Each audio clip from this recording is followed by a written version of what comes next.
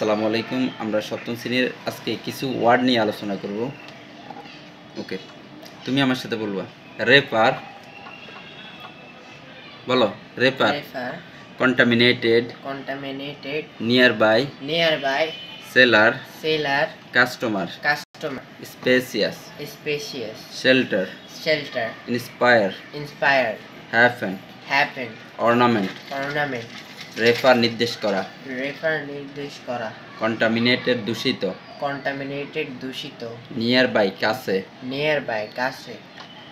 Seller বিক্রেতা, customer ক্রেতা, spacious জায়গা বহুল, শেল্টার আশ্রয়, ইন্সপায়ার উৎসাহিত করা, হ্যাপেন ঘটা, অর্নামেন্ট অলংকার।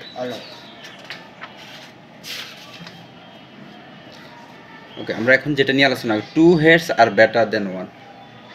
বলা হচ্ছে যে আমরা দুইজনের চিন্তা ভাবনা একজনের চিন্তা ভাবনা থেকে ভালো। হ্যাঁ, দুইজনের থিঙ্কিংটা একজনের থিঙ্কিং থেকে ভালো।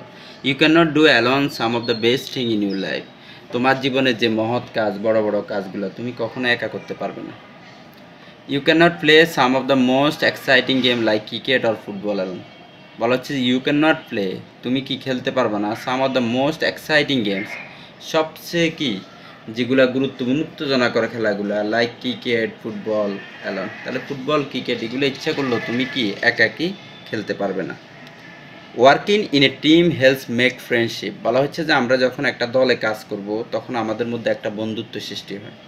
Working in A teams make friendship, যখন দলে কাজ করব তখন আমাদের মধ্যে একটা বন্ধুত্ব সৃষ্টি হয়।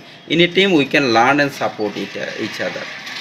আর ওই দলের মাধ্যমে আমরা একে অপরে কী করতে পারবো, শিখতে পারবো এবং একে অপরকে কী করতে পারবো, সাপোর্ট দিতে পারবো। ওকে, থ্যাংক ইউ সবাইকে। আসসালামু আলাইকুম।